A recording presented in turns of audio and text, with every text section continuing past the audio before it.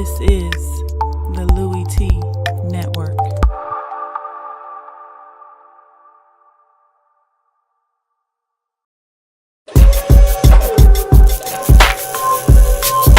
Louie Tee Live. Who else could it be but me, your man, Louie Tee? Welcome to another installment of two-a-days as we continue to grind through each and every single division in the National Football League. As we go through every single division's season preview and prediction for their records. I'm not talking AFC West. We've already knocked down 5 of the 8 divisions. This will be the 6th division that we would have gotten through. And this is a very competitive division, one of the better divisions in all of football last year. Record-wise, they were one of the best, the second best record-wise in all of football behind the NFC East. 3 teams above 500 in this division last year. A very competitive division. And I'm expecting a lot of the same in 2017, and I can't wait to dive into this divisional breakdown of the AFC West.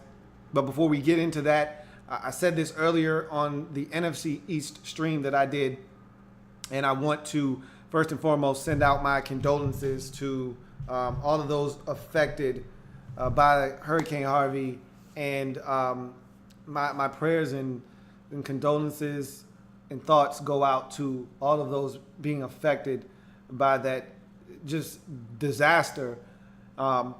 You don't see things like that happen very often. Again, a lot of the images that I've seen remind me so much of Hurricane Katrina and seeing people displaced from their homes, water up at the top of people's houses, you know, people floating around, and people really having a hard time adjusting to all of the rainfall that has hit them. And the worst part about that entire situation is that it's not done. There's more rain yet to come. And so it's going to get a lot worse before it gets any better there. And I love what J.J. Watt is doing. I've been retweeting his updates like crazy in terms of the amount of money he's raised. The last time I checked, he was over $3 million raised for the fund to help those in need. And there's going to be a lot of help necessary to help rebuild Houston when all of that is said and done. But in any event, like I said before, thoughts and prayers go out to any of those who have been affected, family members that you may have, people that you may know. Just hope that everyone's able to get out all right. You know, possessions and material things, you hate to see those things go, but at the end of the day, there's no replacing a human life. And there have already been casualties of that storm. So hopefully we can minimize that. And those efforts that are being put forth by those who are risking their lives to go out and help. You appreciate them, and you also appreciate those who were able to give to help, because the efforts to clean that up are going to be monumental. But with that being said, if you are watching this live stream, first and foremost, thank you for joining me here on the Louie Tee Network. Subscribe, like the video. Also, I'm on Twitter. @InTheLabRoom is the Twitter handle. Go ahead, and you can see it down below in one of the television screens flashing before you. Make sure you follow me on Twitter. That's going to allow you to tweet me. Again, that helps you jump the line. I liken it to going to an amusement park and seeing people with the fast pass that you've been standing in line for an hour. They come and they want to get on a ride, and they get on it immediately. Not immediately, immediately. They cut right in front of you, and you're like, what the hell, man? That's what Twitter is. In terms of these live feeds, you want to just stand in line with everybody else with your comment. Use the hashtag Louie Tee Live in the comment section of the live stream, and I will get to your comment at my earliest convenience. But if you want to skip to the front of the line, Twitter is available. So with that being said, let's jump into this ultra competitive AFC West division. And we start with the team that finished in first place last season, the Kansas City Chiefs. And this is a team that, to me, is extremely interesting each and every single year. First of all, I love Andy Reid as a head coach. I think he's one of the best X's and O's coaches in the league that doesn't get enough credit for his ability to adjust to the pieces that he has on his football team. I think he does a great job of taking the skill sets of the players that he has and conforming his play calling to the skill set of the guys that he has on his team. And I think he gets the most out of his players. I don't think his clock management is the best. But if you're talking about taking a set of players and getting the most out of those players, I don't know if there are many coaches in the league that do it better than Andy Reid. That being said, I do think there's a glass ceiling on this Chiefs football team, even though I love them so much, that I think the Chiefs feel the exact same way. And I know Chiefs fans get upset about this all the time. Every time I have this discussion, Alex Smith is better than that. Alex, you call him Captain Checkdown. Alex Smith is throwing the football down the field. Blah, blah, blah, blah, blah, blah, blah. Okay, whatever. Bottom line is, Alex Smith is good, and you can win with Alex Smith. You just better have an elite defense. The Chiefs have had a semblance of an elite defense, but only when Justin Houston is healthy is this defense really a threat. When Tamba Hali was at his apex, and he is no longer at that apex, you had a chance because you had two double-digit sack getters on the edge. The young man from Auburn who got you 10 sacks last year, he's coming on. I like him. If you got a healthy Justin Houston on the other side, maybe you can get back to being elite on defense. A healthy Derek Johnson in the middle. Maybe you can get back to being elite. Healthy Eric Berry. He's sat out most of the preseason. You need these guys. These are the cornerstones of your defense. You need them to be healthy. And so if you can get health from those guys, you got a shot. But Alex Smith, to me, is a guy that can only take you but so far. I think the Chiefs feel the same way. Or else they wouldn't have drafted Patrick Mahomes. And they didn't just draft Patrick Mahomes. They traded up to go and get Patrick Mahomes. If you feel good about Alex Smith, who still has 4, 5, 6, upwards of maybe even 7 good years of football quarterbacking in him, you don't go after Patrick Mahomes that aggressively.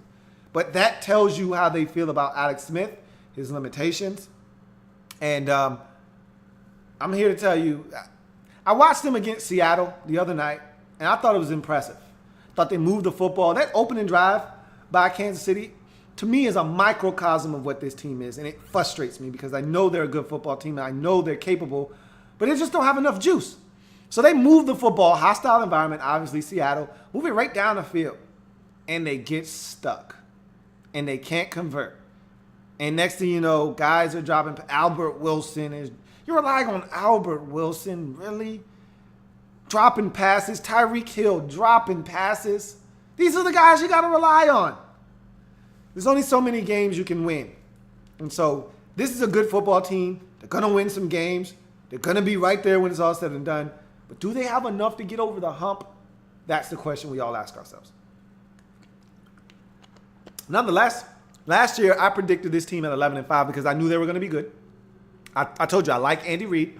I trust Andy Reid. I like this defense. I trust this defense. I like Alex Smith. I trust Alex Smith. You know why I trust him? Because he's not going to turn the football over. You play solid defense, you don't turn it over, and you run the football, you're going to have a chance. That's why the Chiefs are in ball games each and every single week with a chance to win. And I thought 11-5 was right around where they're going to end up, 4-2 in the division. They surprised me. They had some close calls. You remember that Sunday night game versus Denver? I went to sleep thinking they won. They lost that game. They ultimately came back and won that game. I had to wake up and rewatch the whole thing, the fourth quarter and all of the splendor that was the overtime, to see them barely eke out that one when they should have lost that game. There are a number of instances like that. They had that Carolina game comes to mind. How the hell did they manage to win that game? They had no business winning that game. There were at least 3 or 4 of those on the schedule for the Chiefs last year, and they ended up 12-4. End up coming from behind and taking. And remember, they started off the season rough. I think it was like a 2-2 start, something like that. Didn't seem like it was going to be all that. Then they go on this crazy run, win 10 out of their final 12 games, including like a 5-game winning streak in there, a 3-game, a 2-game winning streak, and overtake the Raiders and win the division at 12-4, go 6-0, and that's where they won the division. Sweeping the entire division, beating Denver twice, Oakland twice, and of course, Kansas City also swept San Diego, and that was an improbable victory in week 1. Speaking of improbable victories, what you did in week 1 against them, coming back from like 20-something down in a game that looked like it was a loss for sure. So, didn't see 12-4, didn't see 6-0 in the division, but they were a good football team last year, and I expected them to be. Their offseason acquisitions, not much in the way of acquisitions. C.J. Spiller. And if I forget any acquisitions that you deem noteworthy, please feel free to let me know. That goes for any team out there that I'm going to do. I, by no means, am perfect, and I do leave things out. So, C.J. Spiller at the running back position was a long shot, I thought, to make the roster until Spencer Ware went down with a season-ending injury. And now I think all of a sudden a guy like C.J. Spiller, who was on special teams as the personal protector, all of a sudden now becomes a guy that I think is going to make this roster now. Benny Logan is a guy that you went out and got in free agency. You let Dontari Poe walk. You needed to replace his production and his ability to stop the run. Benny Logan comes in, and you're looking for him to fill that from Philadelphia. And I thought you re-signed some guys that you just frankly needed to re-sign. Eric Berry being the biggest of that group. Remember, he was on the franchise tag. You finally worked out a long-term deal with Eric Berry to keep him in Kansas City for the foreseeable future. Daniel Sorensen is a really good commodity at the safety position. I don't think he's a safety that you necessarily want starting all the time, but I think he's a quality starter in this league. I would prefer him to be a rotational depth safety for you, but I like Daniel Sorensen, and I actually love him in coverage, which is surprising.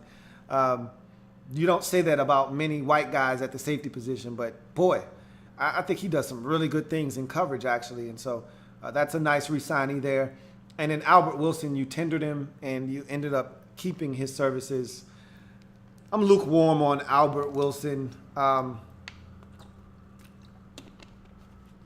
He's okay, which is how I feel about all the Chiefs receivers. They're okay.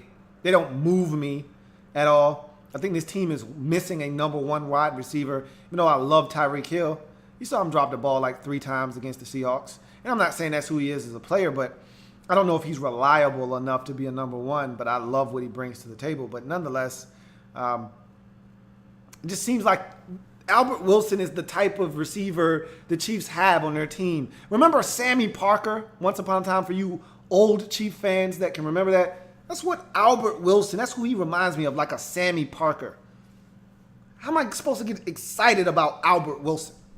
Anyway, key losses. GM John Dorsey, no one saw that one coming. That one came out of nowhere. They already replaced him in-house, which they're just going to keep the ball rolling. But apparently John Dorsey is a lot more disorganized than we were all led to believe on the outside looking in. But on the inside, he gave contracts to guys that didn't necessarily need to be paid yet, i.e. The ex-number 1 overall pick, Eric Fisher, didn't need to tear up his old contract and give him a new one yet. I think you just paid Laurent Duvernay Tardif. I don't necessarily know if you needed to pay him yet either. But these were guys that John Dorsey drafted and he felt good about. And I think he just wanted to reward his guys but didn't need to necessarily do that yet. Jamal Charles, obviously a big loss there. But, I mean, you dealt with him being injured over the last 2 years. And so mentally you had already moved on from him. This was just the physical aspect of it. Jeremy Maclin was one I didn't see coming. When healthy, he was definitely a number 1 receiver for you. Dealt with some injuries over the last couple of years, especially last year. And I guess they didn't feel like the production met the amount of money he was making. And so they cut ties there.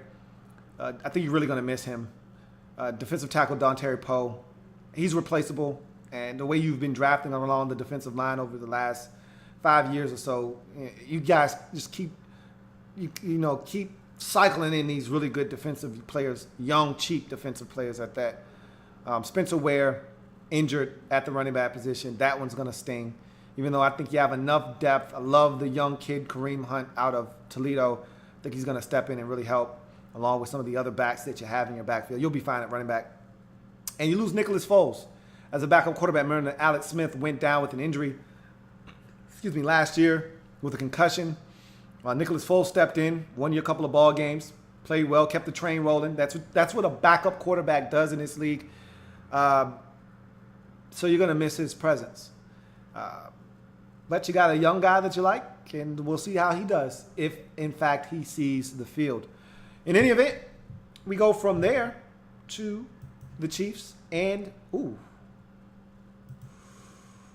looks like I botched that. Let's get this fixed. You go to the Chiefs and their schedule. There we go. And again, I messed up somewhere else down the line too, probably, if that showed up. But in any event, we move on. And this is what the Chiefs' schedule looks like, and we're going to go through it and chop up wins and losses here. And I hate the fact that they put you guys on the chopping block on Thursday. And as a Chiefs fan, maybe you think you got a shot here. I don't think you have a shot in week 1 at New England. I don't like that spot at all. And normally when the Super Bowl champs get their rings, that's just someone being served up to be slaughtered on Thursday night. And I see that being the case for the Chiefs, even though the Chiefs always play the Patriots tough. Tough is generally not good enough. Still going to find a way to not win that game. You come home the following week, though, against Philadelphia, and I do like you in that ball game. So that gets you to 1-1 on the season.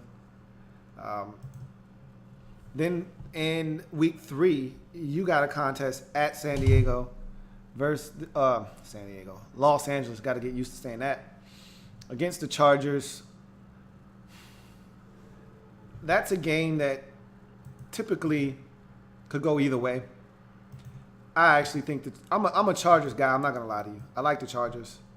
I think that's a game that they can win. I like the Chargers until the injuries start to take effect and they start losing pieces, valuable pieces. Because it's an early game in week 3, they'll still have most of their stuff by then. By the time you see them later on in the season in week 15, half of their roster will be gone, lost to injury, and you'll win that game. But this first one, they'll still have their stuff, and it's in Los Angeles. I'll take the Chargers in that one. Follow that up with another primetime contest, your second in the first 4 weeks of the season, this time at home versus the Washington Redskins on a Monday night.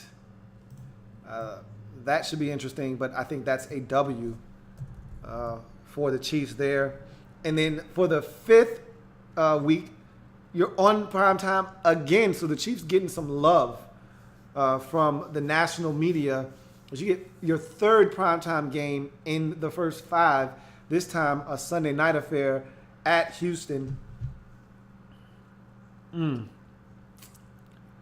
own the Texans. Doesn't matter who's the quarterback. You own those jive time turkeys.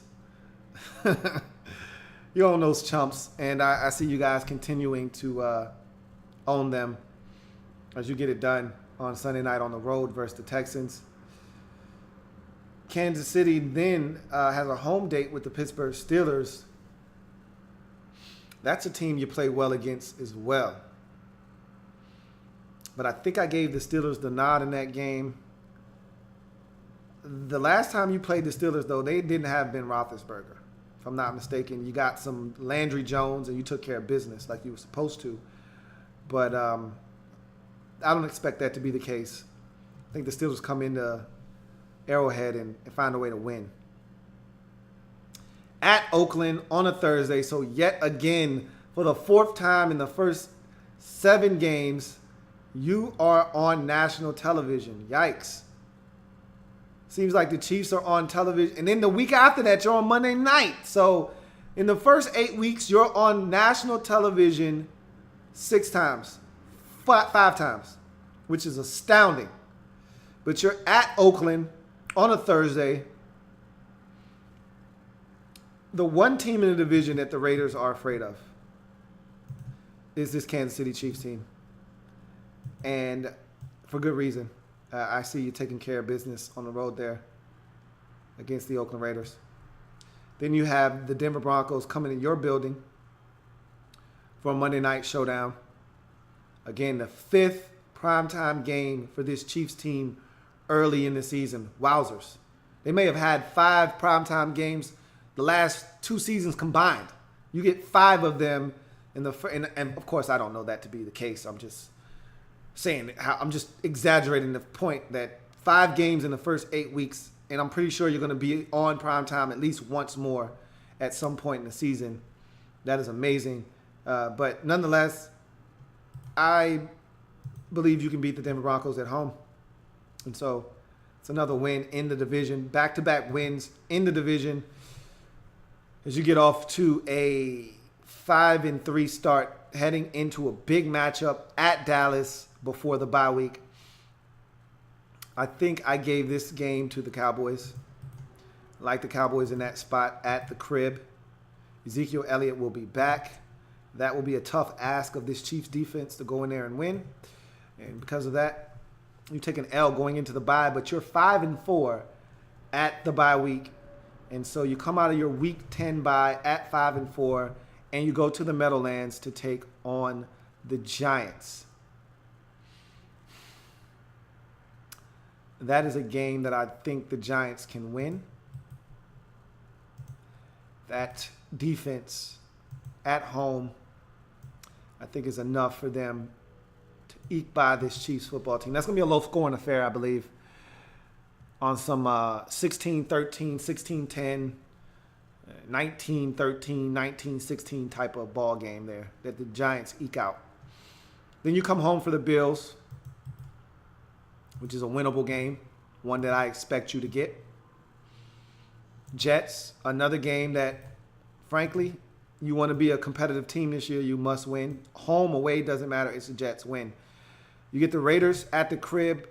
This is a Thursday night game. No, 1 o'clock start Eastern Standard Time, 12 o'clock in the Midwest. I think you can sweep the Raiders. That's a team that struggles dealing with this Chiefs football team and the defensive prowess that this Chiefs teams have had over the past few years. The Raiders have just had a problem dealing with that. Their ability to get to the quarterback fluster. Derek Carr. I think the Chiefs are going to sweep the Raiders. Then you get the Chargers, who beat you earlier in the season. I think you avenge that loss here with a win on Thursday night. So your 6th and final primetime game of the season comes in Week 15 versus the Chargers. Wow, 6 primetime matchups for the Kansas City Chiefs. Then you got the Dolphins at the crib, another winnable game. So much like we saw last year, Chiefs getting hot at the right time of the season as you win this game versus the Dolphins. And then at Mile High to finish up versus the Denver Broncos. I don't like you in that ball game. Don't know if the Broncos will be good at that point. That's a really interesting question. Are they even good at this point? But nonetheless, I think the Broncos will be fighting for a playoff spot at that point. They will need that game, and I think they can get that game at home. So let's tally up wins and losses here for this Chiefs team. I got 6 losses, so that puts you at 10-6 for the Kansas City Chiefs. And in the division, you go 0-1, 1-1, 2-1, 3-1, 4-1, 4-2. So let's go ahead and jot that down. Kansas City takes a little bit of a step backwards at 10-6. 4-2 in the division. So it's right around where I had you last year. Last year I had you at 11-5, 4-2 in the division. This year I got you at 10-6, 4-2 in the division. So let's get to some of your comments.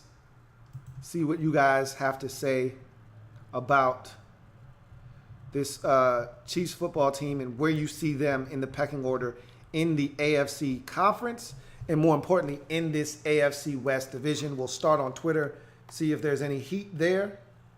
If there is none, then we'll get back to the comment section.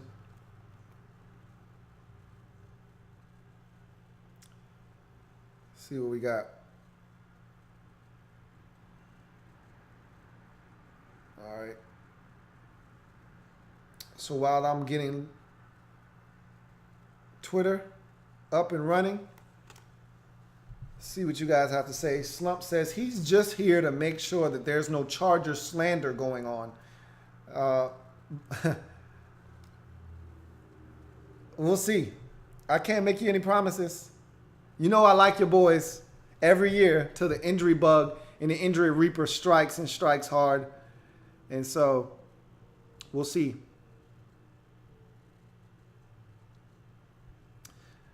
Korg Novi says, I'm not a Chiefs fan, but can we please talk about Patrick Mahomes? So, let's do that, shall we? Patrick Mahomes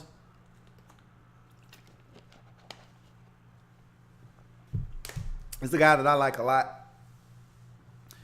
I think he's got immense potential. Watching him in this preseason, I think the sky's the limit for that guy. And I think it's only a matter of time before they turn over the reins of this football team to Patrick Mahomes. He's got the arm, he's got the mobility, and there's an excitement around him when he's in the game because you just never know what's going to happen. We saw it at Texas Tech. At any time he touched the football, anything could happen. Something good, something bad, but something was going to happen. It's not always going to be positive. There are going to be a bunch of times where you're yelling, no, yes, with Patrick Mahomes. But, boy, is he fun to watch. And I have this eerie feeling this is going to end up being similar to what it was for Alex Smith in San Francisco when he got injured. They were already working in Colin Kaepernick. There were some special packages for him in San Francisco. Ultimately, they were able to work Cap in. Alex Smith goes down to a concussion. Cap comes in, and Alex Smith never gets his job back. If Alex Smith, remember he got a concussion last year, if something to that effect happens this year, we could see a situation where Alex Smith doesn't get his job back. Now, that being said, if Smith is healthy, I think it's his team for the foreseeable future in 2017. Where the competition really begins is next year, next offseason. That's when you'll hear the word competition being thrown around. And I think Patrick Mahomes will have a realistic shot at winning a competition next year, especially if this team underachieves or they get to the postseason and you start to see the limitations of one Alex Smith, like we sort of saw last year in the playoffs. And I hate to keep harping on that loss to the Steelers, but you got to score more than whatever they scored, 13 points or whatever the score ended up being in that playoff game that lost to the Steelers. In any event, Andrew Kim says, I do think the Raiders would turn up this year, but I don't know if I'm sold on their defense. Chiefs, Chargers, Broncos could all win more than 7 games. It's a very, very competitive division. Andrew Kim says, hopefully Kareem Hunt dominates on the ground for my fantasy team. Glad I got him before the Spencer Ware injury. Yeah, because that definitely boosted up his value. Andrew Kim says, Ragland is a good fit for the Chiefs. I like the trade from the Bills. We're going to see. We still really haven't seen Reggie Ragland. Remember, he missed all of last year, basically, with the injury. I still want to see what he looks like because Bama linebackers, albeit there are some guys that stand out, there have been a bunch of those guys that haven't really panned out in this league. And really, it's hit or miss with those Bama defenders in general, especially at the linebacker position. So I know your team has one that you like in C.J. Mosley, but they don't always work. So I'm anxious to see what Reggie Ragland looks like. They could definitely use that in the middle for sure. Especially with Derek Johnson coming off of an injury and really his career has to be winding down, you would think, but he continues to play at a very high level, so we'll see. AK says, what happened to Charkandrick West? He's still there. Wake up, Mr. West. Mr. West. He's still there. Last year he was splitting reps with Ware, and then this year he's buried on the depth chart. Maybe he's just a backup now. He's still a backup, but he's still there. And with this injury, he's probably going to see the field a little bit more. But he's still there. For sure. Slump says, yep, 10-6 record is what I'm giving the Chiefs.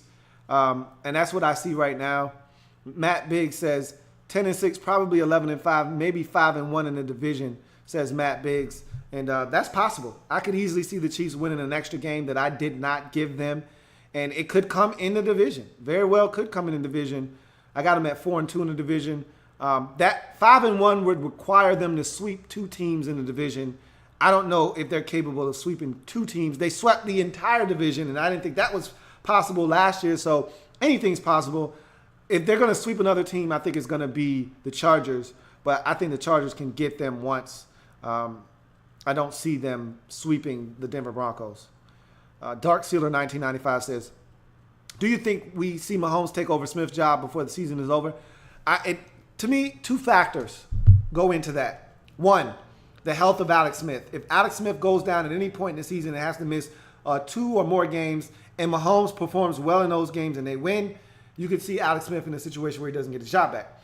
2, how well is Alex Smith performing? Do they feel like he's underperforming? Do they feel like the team would be performing better with better quarterback play? Again, we know who Alex Smith is. I don't expect at this point of his career for him to just flame out.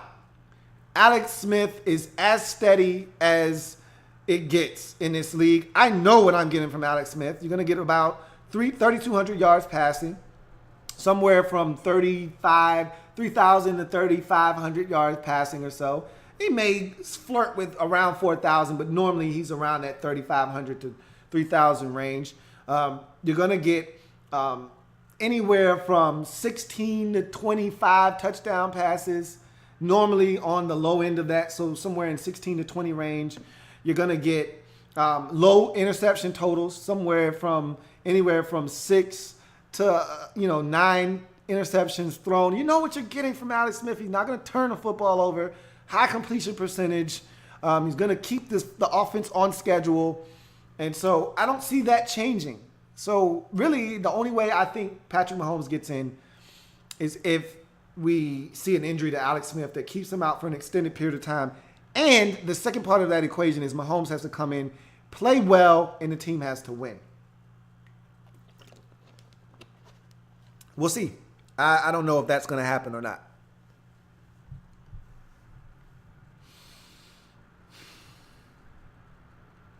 Slump says, that's true. We absolutely have no depth, sadly.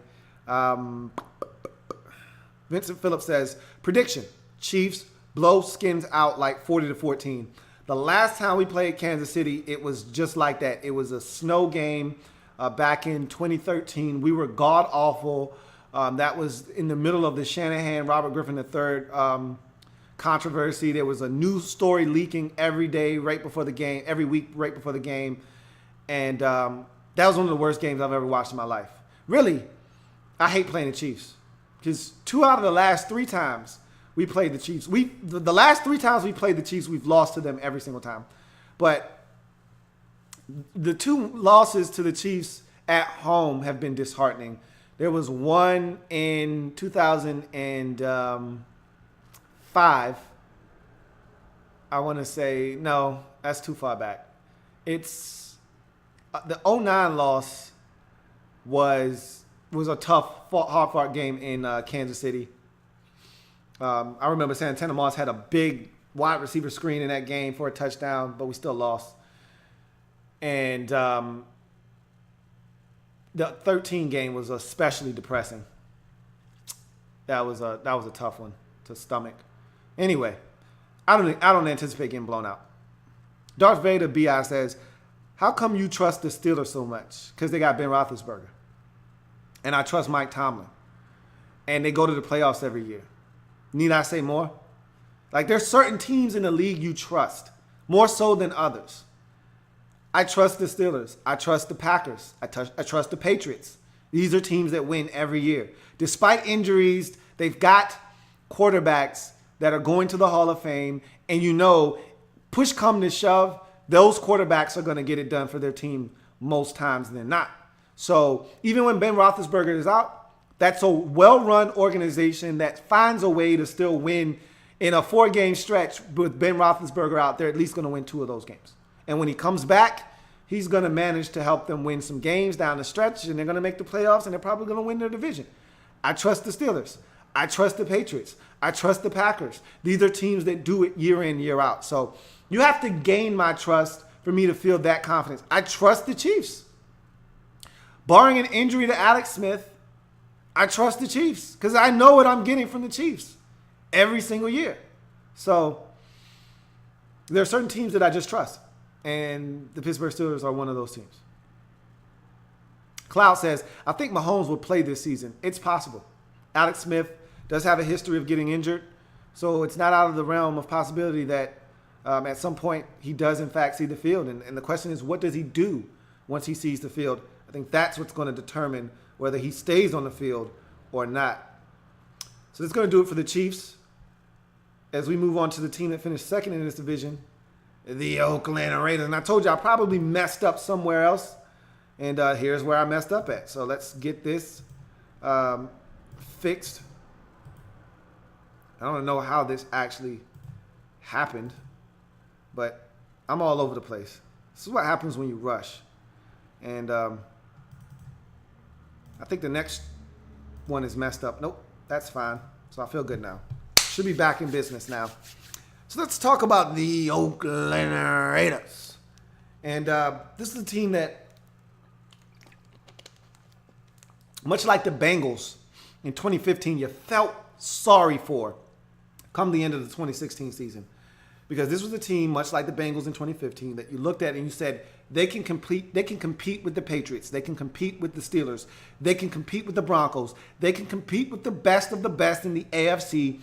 And they can stand toe-to-toe with those teams. And in any given Sunday, they can win because they have it on the offensive side of the football. And they've got a stud in Khalil Mack.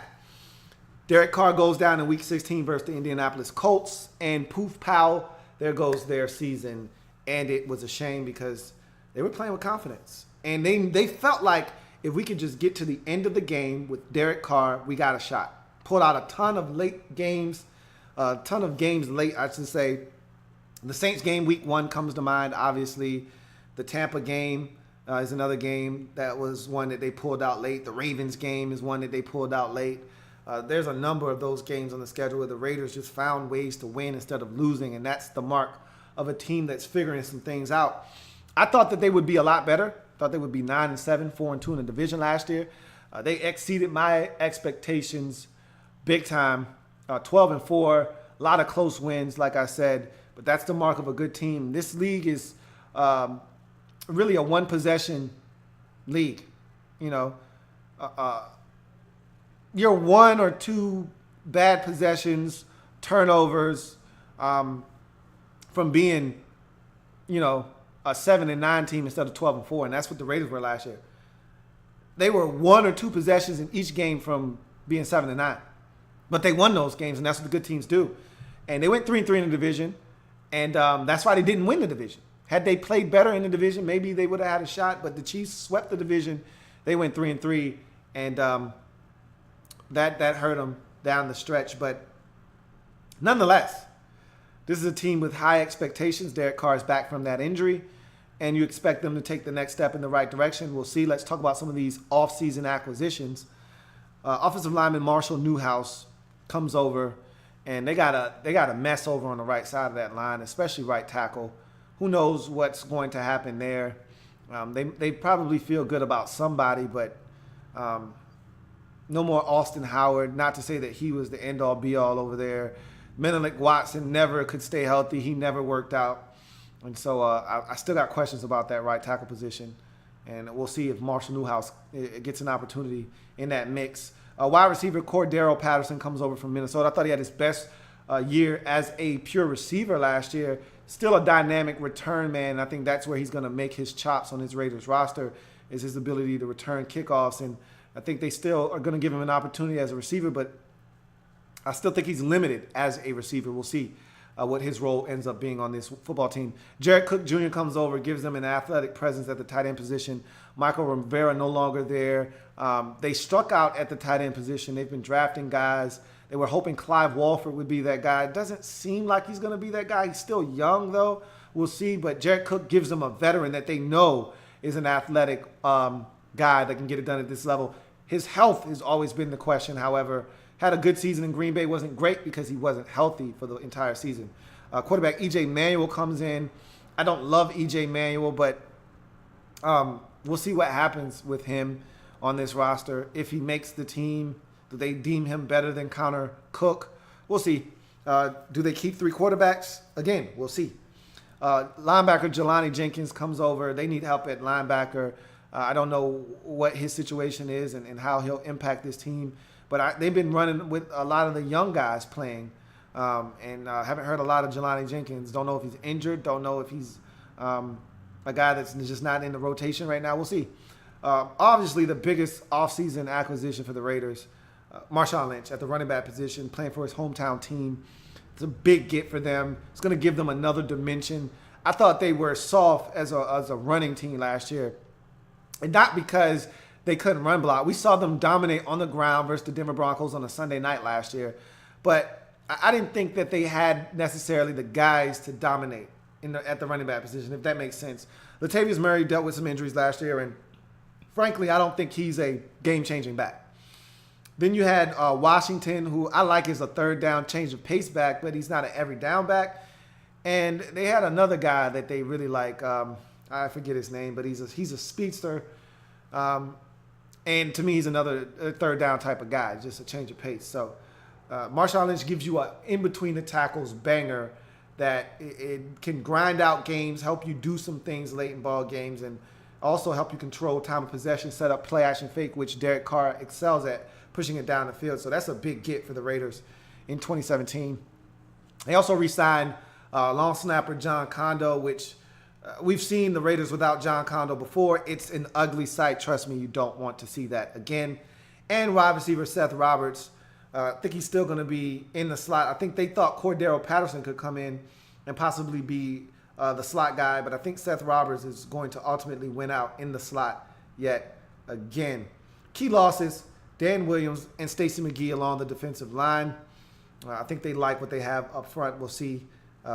Drafting Tyvon Hester and some other guys that are young, and I think they feel good about Jelly Ellis, all those guys. I think they'll be fine along the defensive line. Austin Howard gone at offensive tackle / guard, which the Raiders didn't value him enough. He wasn't even going to make a ton of money this year, and Reggie just cut him viciously, like a savage, just to recoup a few mil. And so he's off to Baltimore, where they could desperately use him along that offensive line. So running backs, Tywan Jones and Latavius Murray are gone. And I think the one that's actually going to hurt the most here is Tywan Jones, believe it or not. You're not going to feel the impact of Latavius Murray being gone just because you got Marshawn Lynch now. That's an upgrade. Latavius Murray, Tywan Jones, however, was your best special teams player. And so you lose a lot on your special teams, and I think you actually lost another special teams player in Andre Holmes at the receiver position. So a lot of your and Treadwick left as well. These are all special teams aces for the Raiders. So I think you're going to hurt on special teams with a guy like Tywan Jones and Andre Holmes no longer being there. Remember, Andre Holmes also was a big red zone threat for this Raiders football team. A guy that was 6'4", that could go up, get the football. Derek Carr trusted him in the end zone to make plays, and so you're going to miss him from that standpoint as well. Defensive backs DJ Hayden and Nate Allen are gone. Not going to miss either one of those guys. DJ Hayden was a monumental disappointment as a first-round pick. Never really found his traction in Oakland, and so I don't think Raiders fans are going to be that sad to see him go. Also, Malcolm Smith, linebacker, moved over to the 49ers, and I think he's already gone for the season with an injury, so not going to miss Malcolm Smith. And tight end Michael Rivera was a guy that could stretch the field a little bit. Smaller tight end, you'd like a bigger target over the middle of the field, but he was a guy that could make some plays for you. But again, I think Jared Cook Jr. will fill in that void just fine for this Raiders football team as we go to their schedule and talk wins and losses.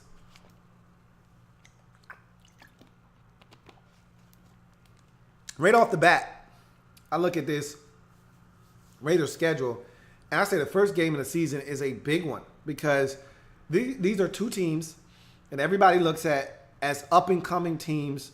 I think the Raiders proved last year that they figured some things out. They won 12 games. I think everyone's looking at the Titans as last year's Raiders, okay? Remember, everybody was like, here come the Raiders, here come the Raiders. They're on the come, and they won 12 games. A lot of people see the Titans as this year's Raiders team. And so this is a big game for the Titans and their psyche. It's at home if you're the Titans. This is a big game for the Raiders because you're trying to keep a team like the Titans down. You don't know where you're going to finish in the AFC West division. You may need a tiebreaker versus a team like the Titans. Remember, this Titans team won 9 games last year. You might be fighting for a wild card against this very Titans team at the end of the season. You may look up and say, man, that week 1 game, that's going to loom huge over whether we win and get in or they get in. And so, week 1, on the road versus Tennessee. I don't think Tennessee's going to be as good as everyone believes. I'm actually high on Tennessee. I'm not going to lie. But I got some people talking crazy, 12 wins. I think that's preposterous. But they can be better, and I think they're going to win this first game against the Raiders. And this was one of those games last year that the Raiders pulled out late.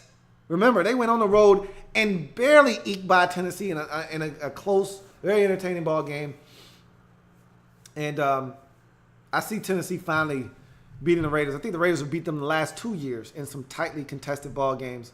I think this is the time where the Titans finally get a W versus it's an L. I think the Titans actually get the W in that game. But the next week you come home for the Jets, and that's a welcome sign because you're going to get the W there. Then you go Monday night, FedEx Field taking on the Washington Redskins. That's a very winnable game. I'm not going to lie to you. And if you come out offensively and shred those boys, you could easily win that game. I got the Redskins winning that game just because I think the Redskins offensively can have success against your defense. And I think being at home, Sunday Night Football, just gives them a slight edge there. If that game were in Oakland, I think I would go with the Raiders there. Then the next week, so you first 3 out of 4 games, you're on the road, and that's tough. And I actually don't like you here in this spot either.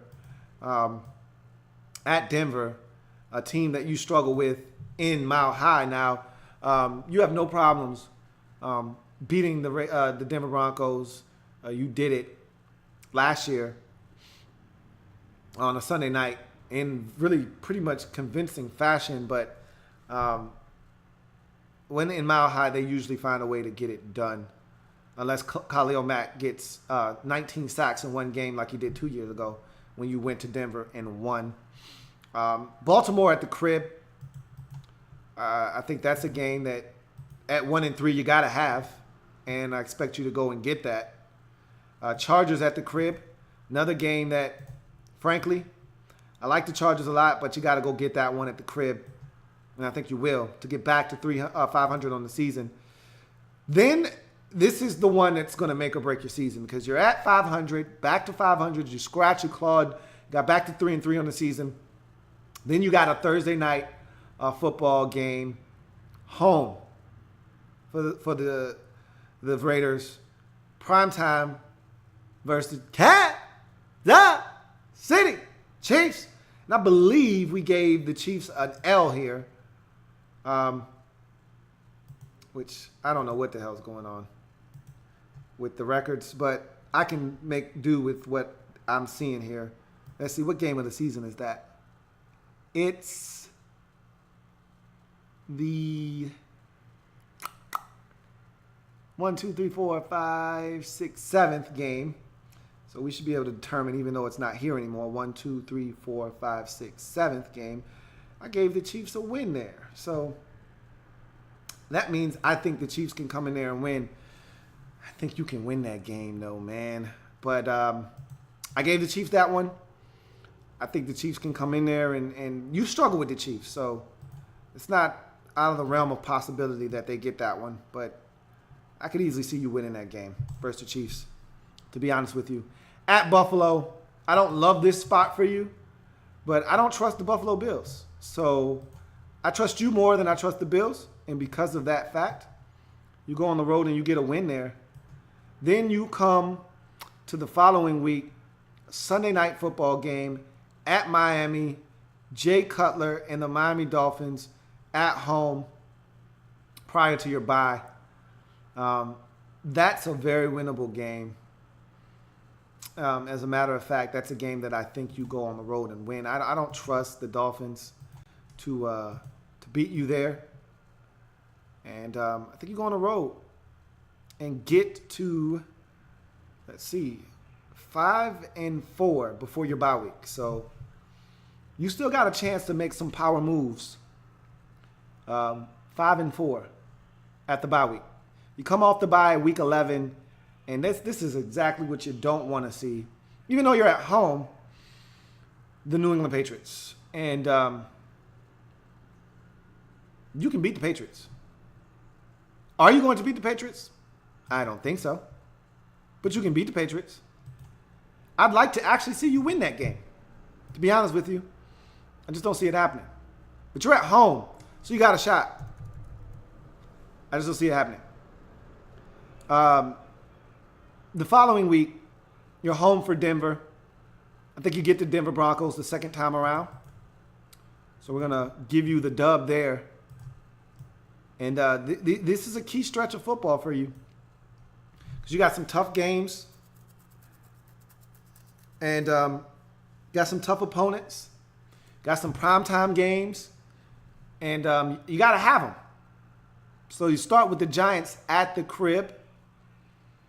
And I think that's a game that you can win. And if I'm not mistaken, I gave the Giants a loss there. You guys will correct me if I'm wrong, but I think I gave the Giants a loss on the road, taking on the Raiders. I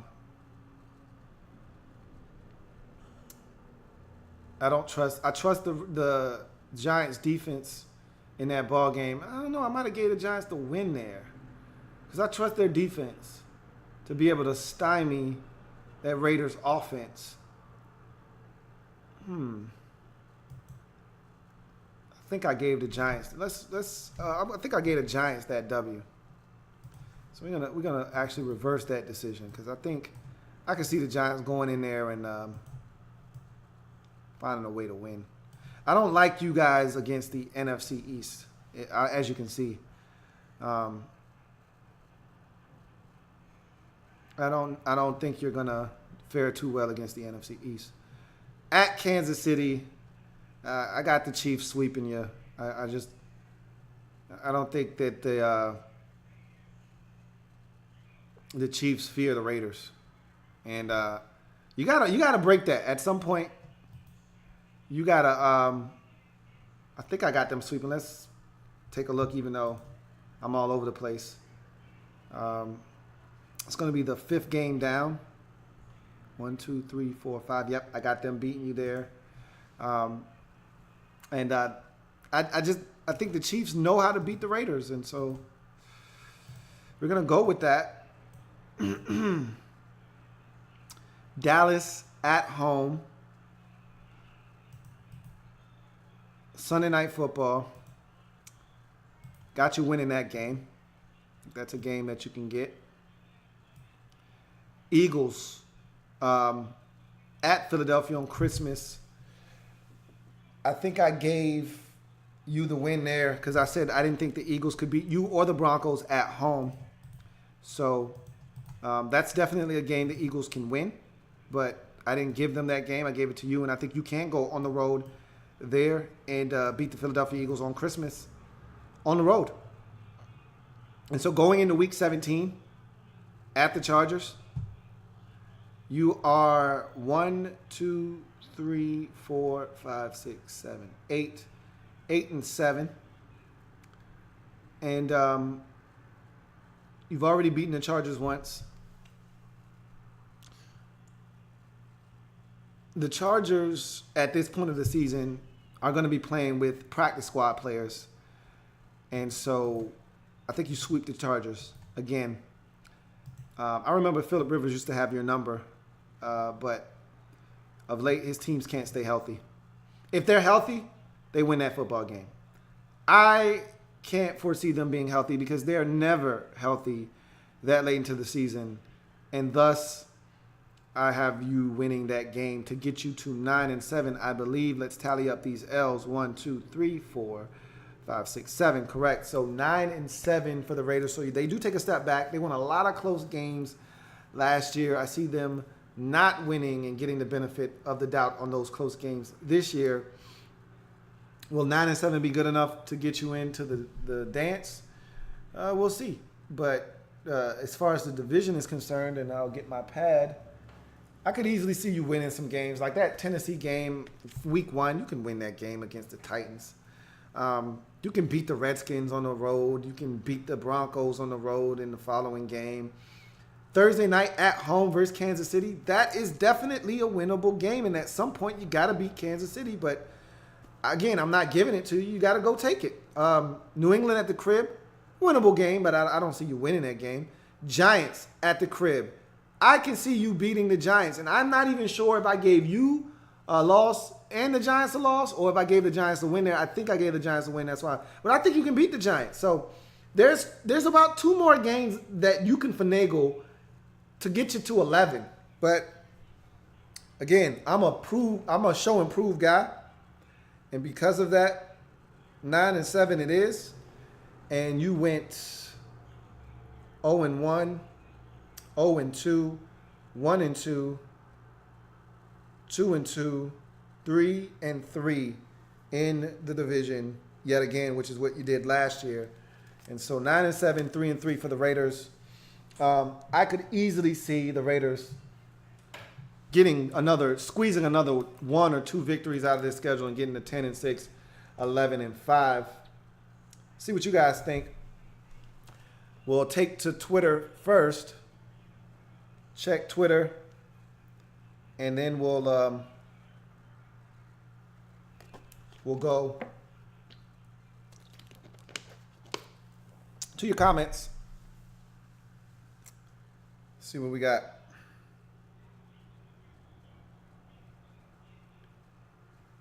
All right, nothing on Twitter. Let's get to some comments.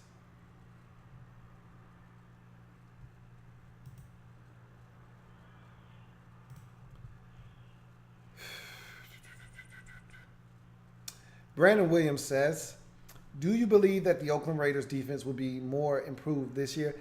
I don't know. Jury's still out on them. Obviously, I was a huge fan of Carl Joseph coming into the league. Year 2, I expect him to be a lot more comfortable. He was a chicken with his head cut off for most of his rookie season. Made some plays, but I thought he was still learning the nuances of the NFL game, adjusting to the speed of the game, and also he was coming off of an injury. So a year 2, I expect him to be faster, more instinctual, more comfortable. So I think that improves this defense. You got to get healthy in the secondary. TJ Carey hasn't been playing well. I think you may struggle at cornerback. You still don't love what you're getting out of Sean Smith. He was benched already in camp, and he's gotten his starting job back out of default. If there were a better option, I don't know if he would be on the field right now. You want Garyon Conley out there, but he's been dealing with a number of issues off the field and on the field as far as staying healthy. So Obi Melifonwu, he's a young guy, got to adjust. There are a lot of questions in that back half of the defense. You still don't know what the hell's going on at linebacker. You got rookies in there at linebacker, young guys. Corey James is in there, second-year guy. You're playing the young man you got out of Wake Forest, I believe, is getting some snaps with starters. So I still don't trust this defense farther than I can throw them. So I can't sign off on them being better this year defensively. That remains to be seen. Dark Sealer 1995 says, I see the Patriots, Steelers, and the Raiders as the cream of the crop in the AFC, of course. They all got talent and franchise star QBs and crazy offensive talent. We're going to see. We are going to see.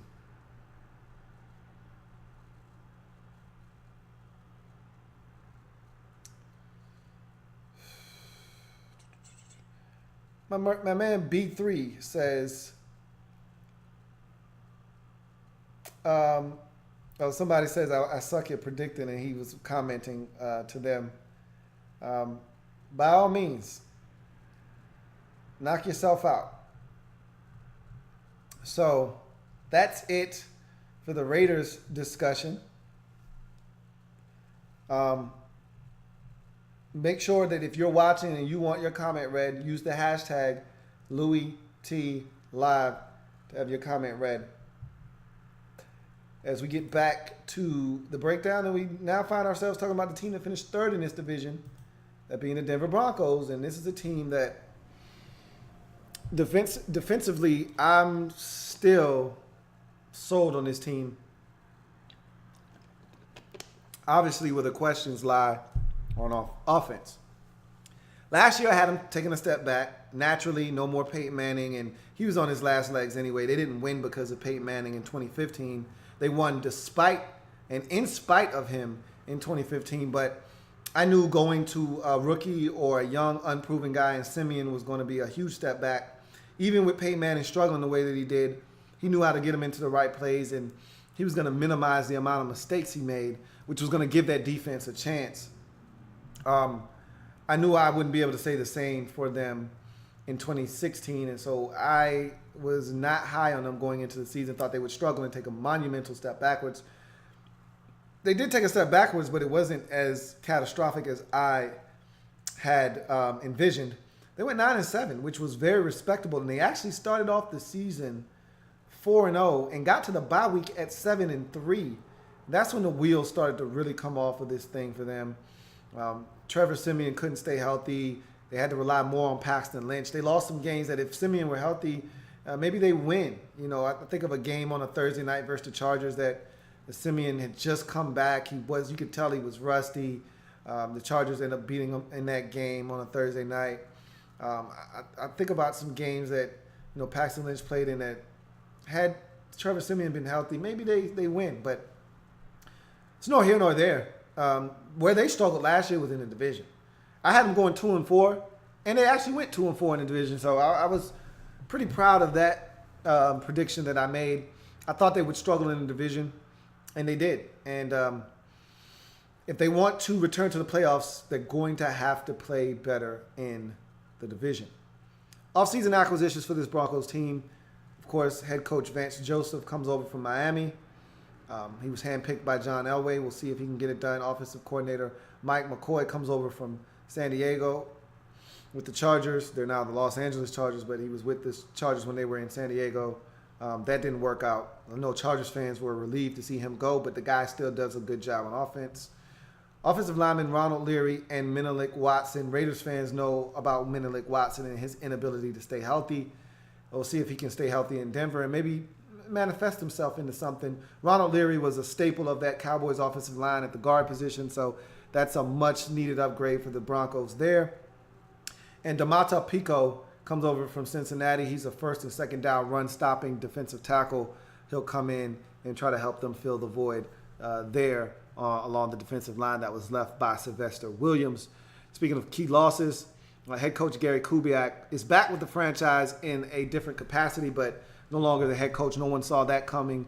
Health issues forced him to go ahead and hang it up, and so he's no longer the head coach. Wade Phillips, this is, I think, the biggest loss that this team suffered in the offseason was Wade Phillips no longer being there. He was the architect, really, of that defense. We'll see if this defense can pick up where Wade Phillips left off. I love Wade Phillips, and wherever he goes, great defense generally follows. We'll see if they can keep it going. DeMarcus Ware just wasn't able to stay healthy last year. And so I don't know if you're really going to miss him, but when he was healthy, him and Miller off the edge were as good as it got in this league. And you had so many guys that could come in, Shane Ray, Shaq Barrett. There were so many guys that could get you off the edge when DeMarcus Ware was healthy, but he's now gone. Capri Bibbs, you traded him away during the draft, so he's no longer in that mix. Sylvester Williams gone as a big run-stuffing defensive tackle, and Russell Okung gone to San Diego, and so that was a one-year experiment that you tried out. It was okay, but you weren't wowed to the point where you needed to bring him back. So that's the Denver Broncos offseason. Let's see what that means in the form of wins and losses. As we take a look at their schedule, And week 1, home Chargers. That's a winnable game, one that I see them getting. Week 2, home Cowboys. That's also a game that I see them winning. So they get off to a really good start, do the Denver Broncos. At Buffalo, week 3. That's a tricky game. One that I can see them winning. Or I can see the Bills winning, but I don't see the Bills winning. At Oakland, or at home for Oakland, week 4. That's a game that I also see them winning. So, wow, a 4-0 start to the season for the Denver Broncos as they head into their bye week. At 4-0, obviously, there's some losable games to start the season off, but I see them winning every single one of those games, and they get off to a start with 3 of their first 4 games at home, which is the polar opposite of the Raiders, who get off to a 1-3 start because 3 of their first 4 games are on the road against tough opponents. So this bye week, though, I don't love it, and we saw teams struggle coming out of the bye that got off to hot starts last year. Minnesota, Philadelphia, they come to mind with early season byes that hurt them. Then you come off the bye week, week 6, home for the Giants on Sunday Night Football. That's going to be a defensive struggle there. Low-scoring contests. I generally side with the team that is at home. And because of that, I see the Broncos winning this game. Wow. Is the first 4 out of your 5 games at home? First 4 out of 5 are at home. So you've got a stretch of some road games coming your way. 3 straight right here. So I knew that had to be in the works for you. And I see the Chargers getting you in Los Angeles. I also see the Chiefs getting you at the crib. So now you start to see some losses. At Philadelphia, that's a game that I got you winning, but you could easily tumble and falter there. I got you beating Philadelphia on the road.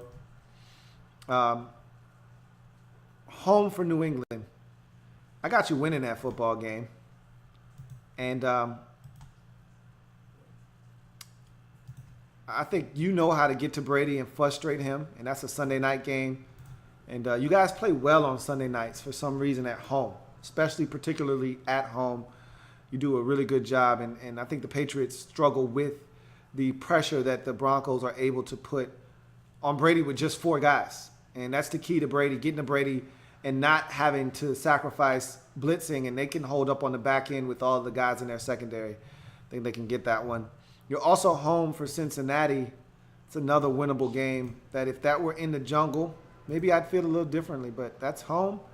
Damn, you seem like you've played a lot of home games. You've got to finish up with a ton of roadies. And 1, 2, 3, 4 of your final 6 are on the road.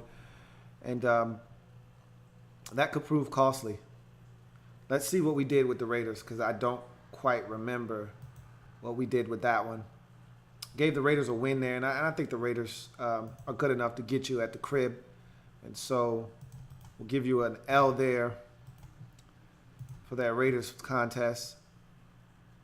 As we move on to the Dolphins, that's a tricky spot because the Dolphins are one of those teams, they rise to the occasion. You don't expect them to win like they did against Pittsburgh last year, but they jump up and they bite teams. I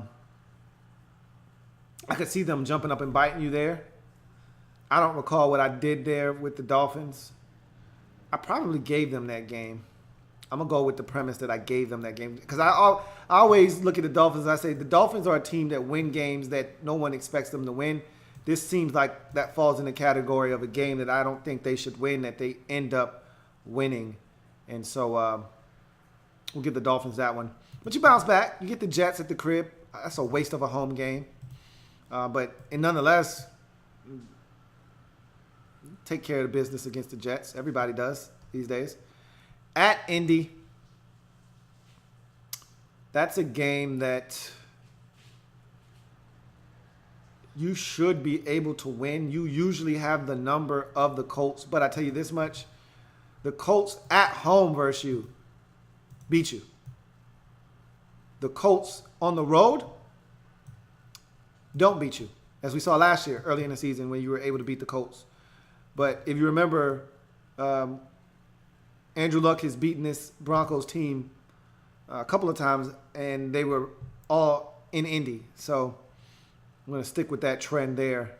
At Washington, I have that as a loss, but that is definitely a game that the Denver Broncos can go and get. But I don't have them winning that game. And then finally, Week 17, home for the Chiefs. That is a win. So let's look at this Denver Broncos schedule, and looks like you're 10-6. So let's get the pad out and jot down this record. 10-6 for the Broncos, which puts you in a first place tie with the Chiefs for the division crown thus far. Oakland right behind you at 9-7. What's your divisional record? That may tell the story here. 1-0, 2-0, 2-1, 2-2, 3-3 in the division. You split with every single team in the division. So right now, the Chiefs are winning the division with a mark of 10-6 and a 4-2 divisional record by virtue of them sweeping the Chargers in the division. So let's get to your comments on this Broncos football team that I think they have an opportunity to do some things. 10-6 is where I have them.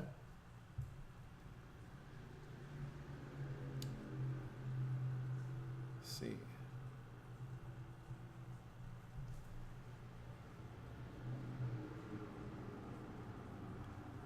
Let's jump into some of these comments.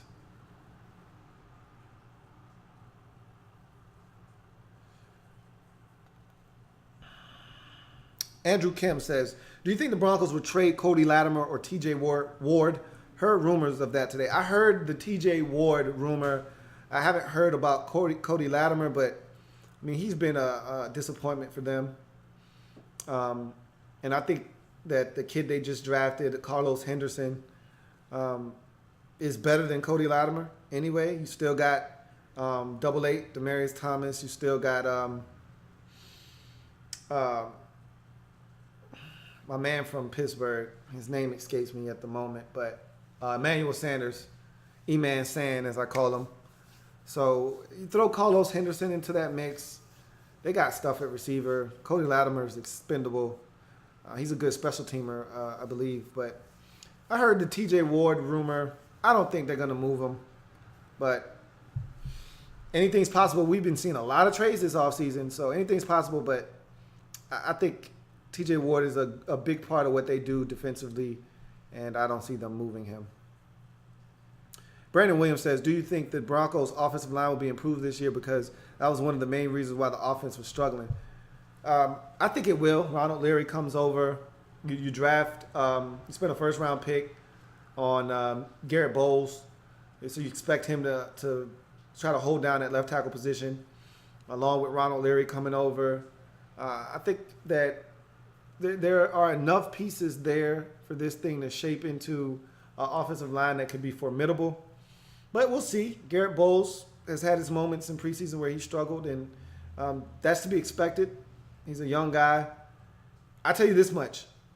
The AFC West is the wrong division to struggle along the offensive line, because I said this earlier. I've said it all last year, and I'll say it again now. This is the best pass rushing division in all of football. Every team in the division has a stud pass rusher. Most have two. Chargers have Ingram and Joey Bosa, who I think is an absolute stud, and I told a lot of people he would be. A lot of people thought he was going to be a bust. I said, look, Joey Bosa has the best hands I've seen of any defensive player coming into the draft in the last decade. His hand usage top notch, and you're seeing it. So they've got two guys that can get to the quarterback in Ingram and Bosa.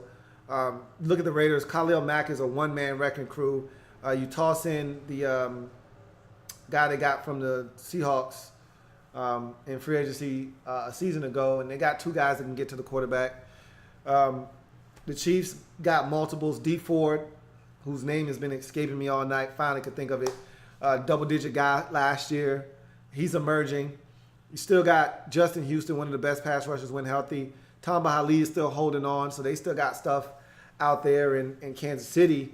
And then, obviously, in Denver with Miller and company, they can get you a quarterback. So this is the wrong division to have some shoddy offensive line play. You can't hide them.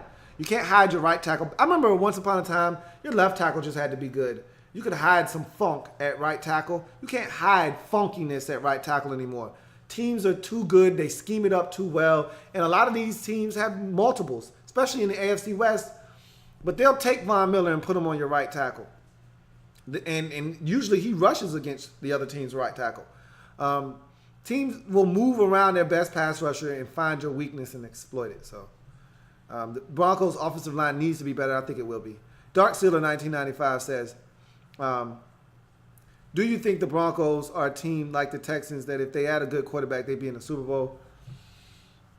I don't know. I know the defensive talent that they have is outstanding. But last year, I think they dealt with some injuries that really held them back. Like the Texans, even with injuries, even with J.J. Watt being down, they still were one of the best defenses in the league. Point-wise, like they weren't giving up a ton of points. Denver, there were some games where they gave up some points, and they could be scored on. And I didn't like the way they stopped the run last year. The Texans stopped the run. I don't like the way the Broncos stopped the run last year. Their inability to stop the run really bothered me because the Denver Broncos defenses that were dominant in 14 and 15, they stopped the run with Malik Jackson and Derek Wolfe and those guys up front, Sylvester Williams. They stopped the run. You couldn't run on those boys, and then they put you in third and long, and then they pinned their ears back and came after your quarterback. Last year, you could run on this Broncos defense, and I don't know. I don't think so. I don't think they were a quarterback away last year. Brandon Williams says, do you believe the Broncos' biggest weakness on defense is at middle linebacker? Because I don't think they are that good. I think they still got Brandon Marshall there. I think they're okay at linebacker. I don't think they're great. They've let a lot of talent walk from their defense. Wesley Woodyard comes to mind as a guy that they didn't re-sign. I think they feel like we can cultivate linebackers. They've done some things at linebacker, but I don't think it's their biggest weakness. I want to see how this defensive line shapes up. Obviously, Derek Wolfe needs to stay healthy. I want to see how they're able to stop the run because that's where I think they struggled last year, is stopping the run. I want to see them stop the run a lot better. Maybe linebacker is a part of that. Obviously, front seven. But I thought they were a little soft up front last year. Nick Riley, my man Nick and Knight, says the Broncos will go as far as the defense takes them. I think that is a fact. I think y'all are underselling Trevor Siemian's ability to get it done. I don't think he's a bum. I think he's a capable quarterback in this league. But obviously, this is a defensive football team, and I think they need to get production from their defense in order for them to win 10 games as I have them winning. Nick also says Broncos will go 9-7 or 10-6, no better than that. I don't see them starting off 5-0, though. That's crazy, fam. Look, they get 4 home games in their first 5 contests. And the only road game, I believe, is like at Buffalo, which is a winnable game. I don't know if they'll go 5-0. I think that might be a little far-fetched too. But there's some winnable games at the crib, man. I mean, damn, 4 out of your first 5 at the crib? Can't get it much better than that. Got some tough games, of course. Dallas not going to be a cakewalk. I think San Diego's in there on the road, if I'm not mistaken, or at home.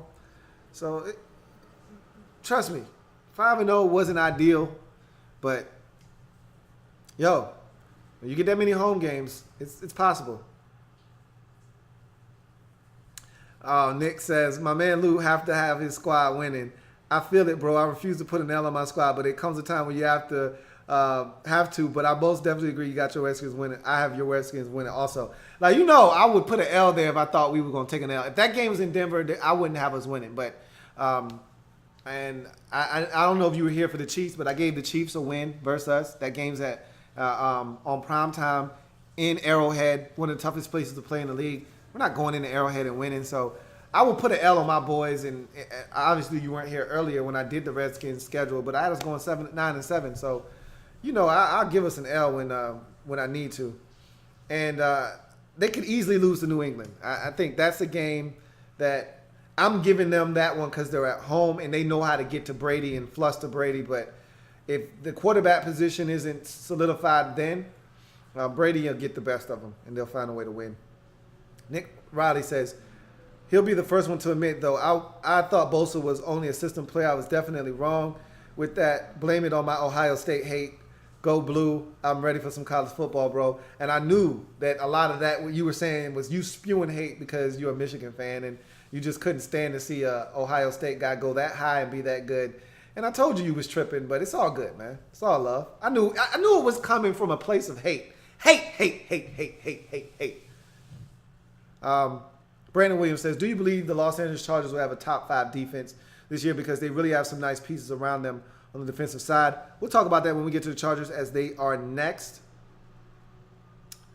So we'll come back to that comment, Brandon Williams. Dark Sealer 1995 says, Thomas needs to catch the ball. That hurt the offense a lot last year. I agree. For as explosive and dynamic as he can be, he can also be a guy that will drop it 3 times in one game. He was a guy that really annoyed me last year with the drops. And he can have those lapses in concentration. We'll see him make the most amazing one-hand catch or the impossible two-hand grab, get 2 feet in bounds, and you go, wow, and then he'll come back and drop a comeback on 3rd and 7, which would have been a first down. And so he's got to catch the football. I agree with you. I couldn't agree with you more. He's got to catch the football. He's too big of a part of this offense to be dropping the football at the rate that he did a season ago. And with that being said, let's get to our final team in this division, the Los Angeles Chargers. Get used to saying that, guys. Last year, I predicted them at 6-10. I remember them being 4-12 the previous year. I thought it would be another down year for them, and it was. 2-4 in the division. I thought that's where they would struggle. I looked around at the talent in that division, and I looked at their roster, and I said that they've got talent, but the problem with them is health. It proved to be a problem again. And also just the other teams in the division were better, period. And so look at them this year. I think they're a talented football team. Health is always, all caps, always an issue with this Chargers football team. If you remember my mantra and motto for this Chargers team last year, it was, the Chargers are the best fill-in-the-blank team you've ever seen. And that was like 4 and remember, the Chargers, they could never get back to 500.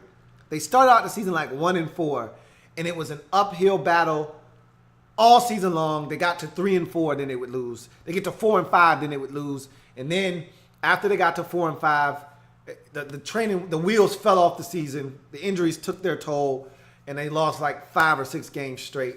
And I was like, they're the best 4-7, 4-8, 4-9, 5-10, 5-11 team you've ever seen in your life. And that's what they ended up being, 5-11, 1-5 in the division. That really hurt them. Can't win in the division. You're not going to win a ton of games. I don't expect them to be the doormat of the division this year. I expect them to win games. But I still think that they're not going to be the best in the division either. Off-season acquisitions.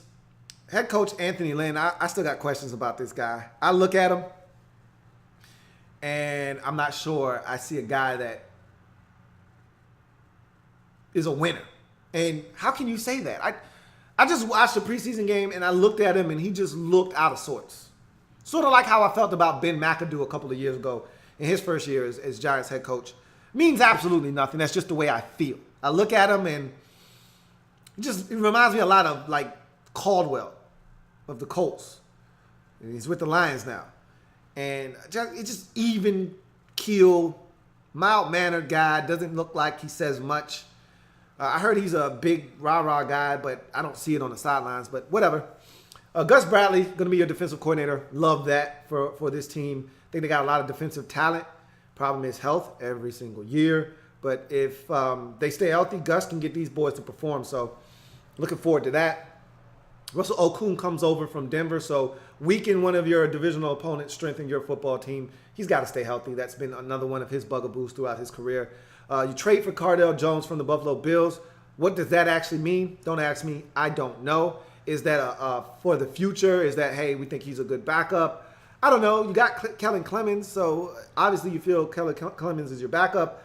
But I don't know if that's a developmental thing or if you see Cardale Jones as a backup in this league. We'll see. They re-signed Melvin Ingram. That was huge. He was a franchise tag guy. Needed to sign him to a long-term deal. They did. They love Jaleel Adai out there at safety. He's a guy that's very talented. They re-signed him to a long-term deal. Quarterback Kellen Clemens is back. I think he's got on a 1-year deal, 2-year deal, something like that. One of those guys that'll be around forever because he's a backup quarterback in this league that teams are comfortable with, especially in San Diego or Los Angeles now. And running back Brandon Oliver, just depth at the running back position. He's not a star, never will be, but he's a guy that when your starting running back goes down, he's a guy that can effectively fill in and give you touches. Key losses, head coach Mike McCoy. I know most Chargers fans don't consider that a key loss. They wanted him gone. Every Chargers fan I talked to last year was echoing the same sentiments. He stinks.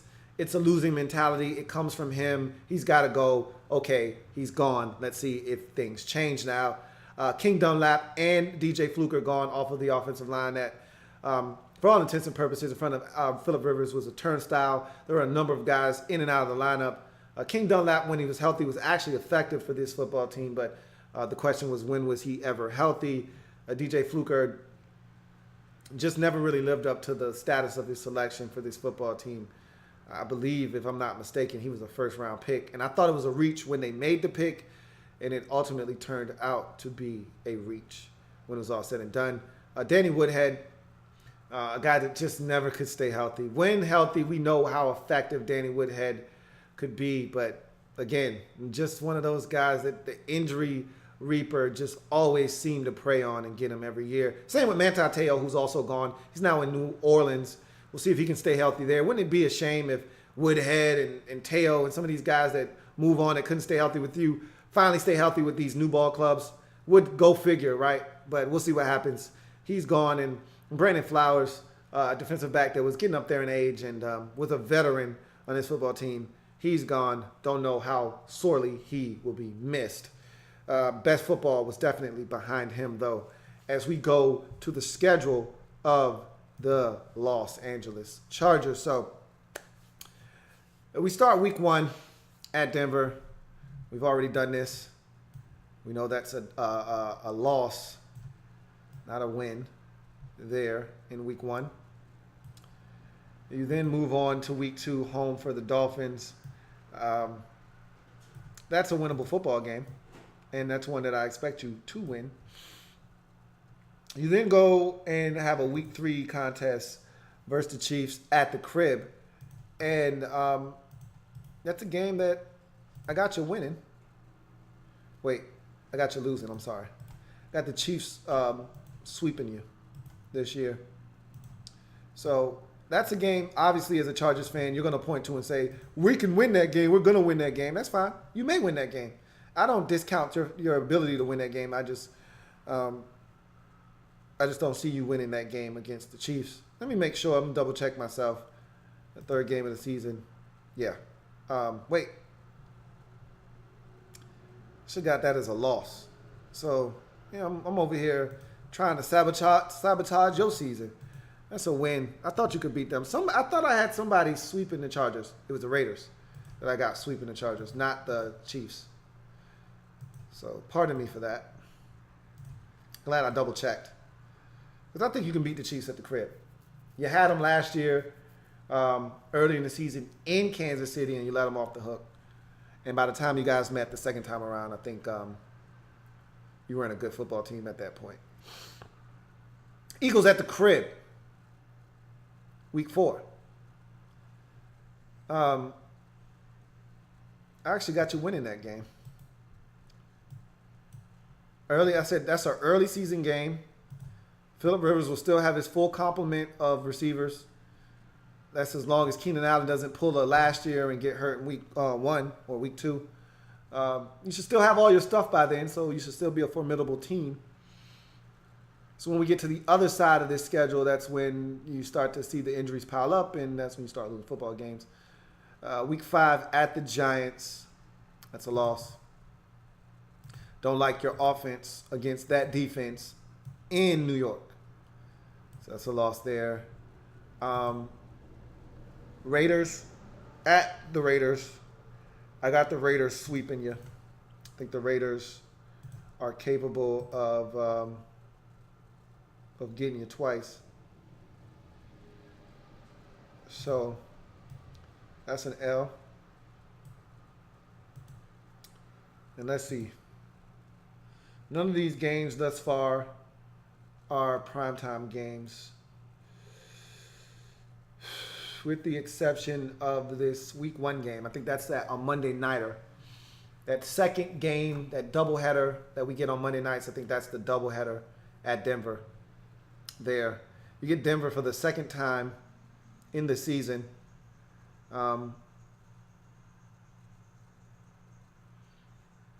And this one is at home, and if I'm not mistaken, I have you beating Denver at home because you're splitting with them. But just to be on the safe side, we'll go back and check. Yep, got you splitting with them. So that's a win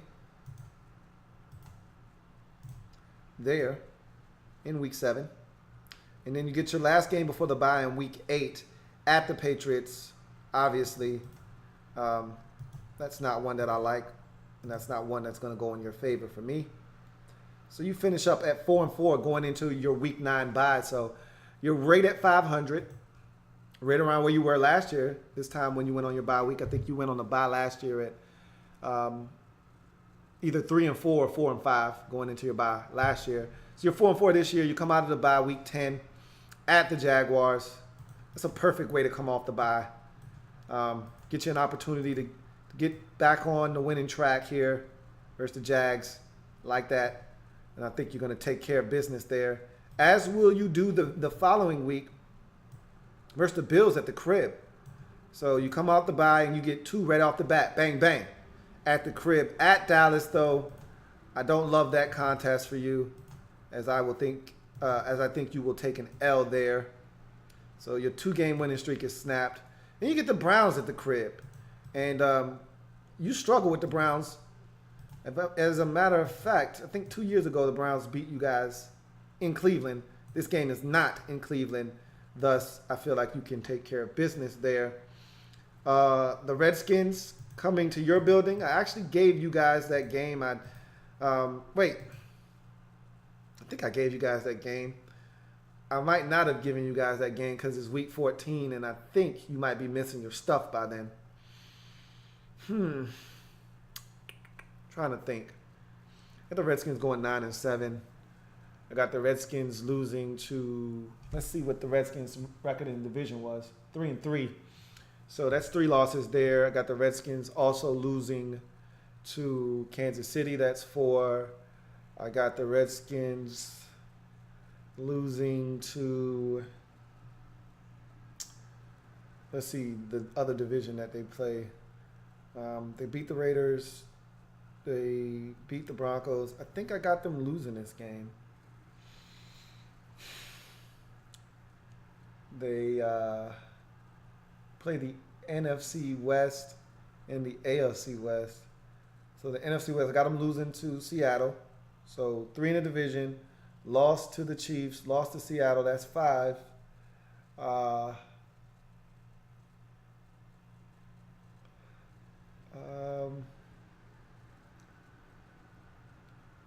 I think this is one of their losses.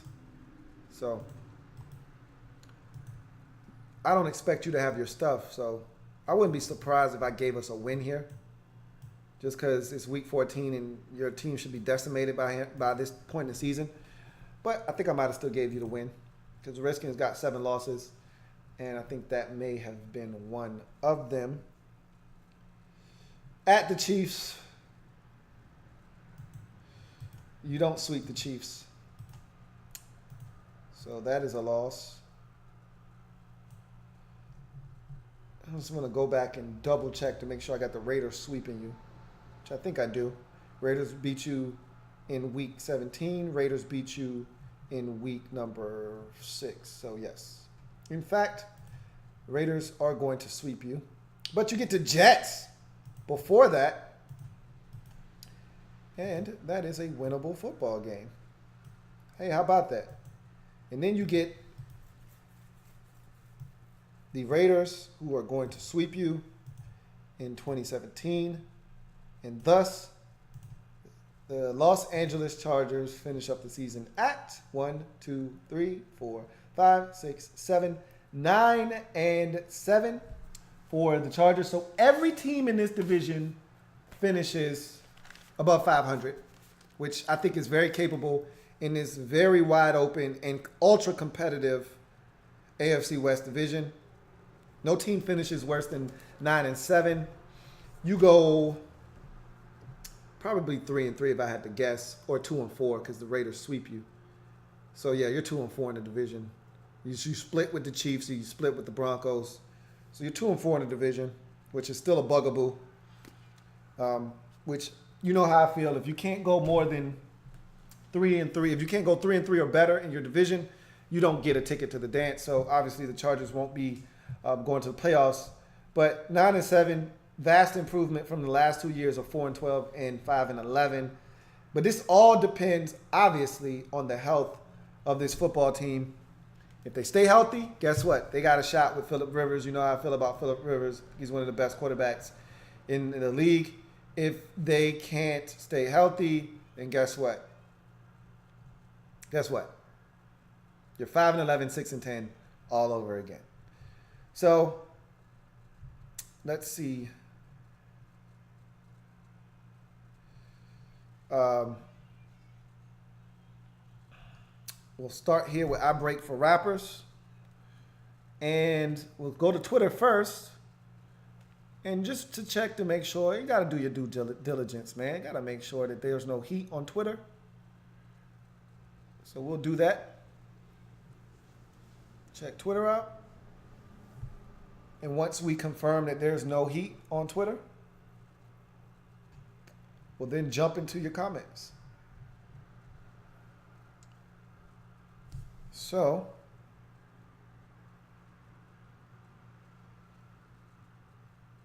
let's jump into your comments, shall we?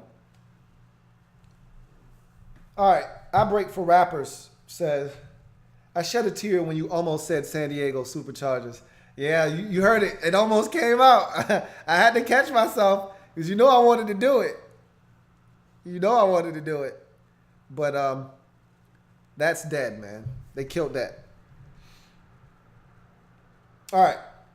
Nick Riley says, I missed the early part of the video. My bad, bro. I was just out, got home a little while ago. You know, I had to come in and support my brother. I was dropping some heat. Hey, I appreciate it, man. I knew you was busy because otherwise you would have been here.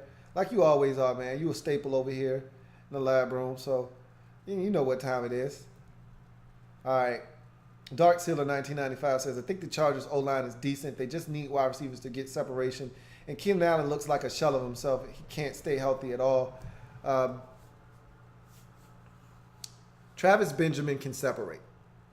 So you got a guy that can run. I think they got enough stuff out there between Benjamin, Dontrell Inman, a healthy Keenan Allen, Hunter Henry, OG85 can still get it done. There's enough stuff out there. Melvin Gordon as a receiver out of the backfield. There's enough targets for Phillip Rivers to get the football to. They just got to stay healthy, man. I can't state that enough. God, they got to stay healthy. Dark Sealer 1995 says, Anthony Lynn took over for the Bills last year, and I didn't notice a change, and I don't think that team rallied around him. I don't think he was the right hire for the team. I look at Anthony Lynn, and I don't know Anthony Lynn, so I can't sit here and act as if I do. Small sample size in Buffalo, obviously. A lot of people think highly of him. That's how he got this job. I mean, really, you got to think about it. He went from a positional coach to offensive line coach or offensive coordinator to a head coach in the span of like 6 weeks and to a head coach in San Diego. So, bottom line is, I don't know Anthony Lynn. I just look at him and he seems mild-mannered. He seems like sometimes he doesn't know exactly what's going on, you know. But again, that's just me looking at him first blush. This guy could be so technically sound and he can be so in tune to his team and he can know exactly what's going on. And he just might be one of those silent assassins. Who knows? I don't see him being a guy that is going to rally the troops necessarily, but you don't have to be an outwardly vocal guy to do that behind the scenes, like we've seen with the head coach of the Detroit Lions, Caldwell. You know, he's not a vocal guy. You don't see him. He's stoic on the sidelines. You know, Matthew Stafford could throw a pick six to lose them the game, and he looks the same as if Matthew Stafford just threw a game-winning touchdown. So, I don't know. We'll see. Nick Riley says, Manti Te'o in search of his new catfish. Leave the man alone, man. Damn. Ex Notre Dame Golden Domer, man. I gotta come to his defense. Leave that man alone. Nicky Knight says Chargers will go 8-8 at best. Could end up being much worse. We'll see. Cloud says, I feel like the Chargers can stay healthy. They can go to the playoffs. If not, they'll be picking in the top 10 of the draft again. Health is the key for this team. It always is. I feel the same way about this Chargers football team every single year. Craig Smith says, I'm a huge fan of Anthony Lynn. He's clearly changing the Chargers culture, and the final 53-man roster will show it. He's all about what have you done for me lately. So he's on the Janet Jackson tip. What have you done for me lately? Doom, doom, doom, doom, doom. Ooh, yeah.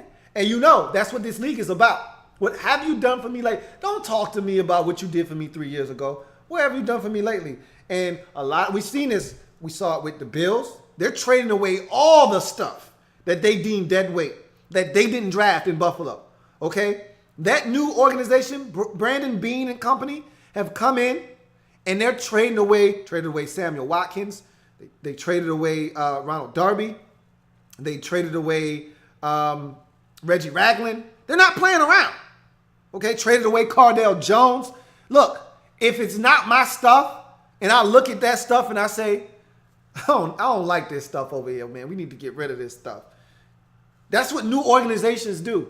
We're seeing the same thing in San Francisco. They just traded Vance McDonald, getting rid of stuff that you don't deem necessary with the way you're going to run your organization moving forward and run your roster. And we'll see what Anthony Lynn does in terms of this roster moving forward. Nick Riley says, I feel Gordon going to have a really strong season for them to be north of 500. Let's see what else we got. Cloud says, it's so hard, LA Chargers, it still takes a while. Yeah, it's going to take a little while. Dark Steeler 1995 says, what team has disappointed you the most over the years in this division? It's a combination between the Chargers and the Chiefs for this very reason. The Chargers had a stretch there when they had probably the most talent in the league with Marty Schottenheimer, and they just couldn't win. I remember the game that they should have beat the Patriots the year they went 13-3. Should have beat the Patriots, and the defensive back I think Troy Brown took the ball from him after the interception. If he just goes down and takes a knee, they win that football game. That was disappointing because that Chargers team I thought was good enough to win the Super Bowl. And they let the Patriots steal that game and ultimately win the Super Bowl that year.